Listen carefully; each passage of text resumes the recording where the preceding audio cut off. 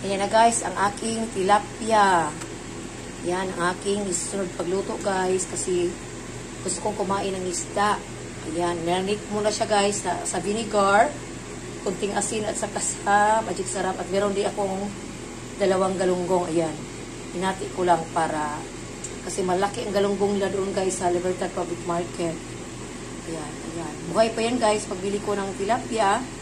Ayan, iprito ko na siya ngayon. Ayan na ang ating tilapia guys. Ayan. Malaki siya guys. Ayan, ibang kawali naman yung ginamit ko, yung malaki-laki. Ayan. Ayan na siya guys. Ayan, dilagtad ko na ang ating fried tilapia. Ayan. Nilutuan ko kanina guys sa dito kawali, yun lang din ang ating lutuan ng ating tilapia. Ayan. Sakto lang kanya laki guys. Hindi grabe yung laki rin ba. Sakto lang. Ayan.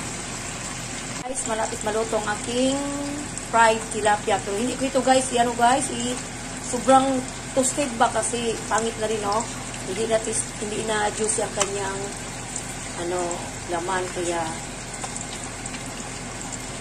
kunin ko ito siya guys pag na. Ayan na guys ang ating dalawang tilapia guys, luto na.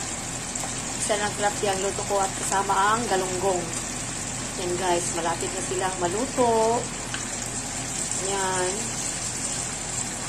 Masarap itong galunggong guys kasi presko pa siya ba. Yan, lapas pa siya. Tapos yung tilapia, binili ko guys, buhay pa. Yan Masarap itong pinirito kasi pinabad ko muna sa vinegar, asin at saka magic sarap.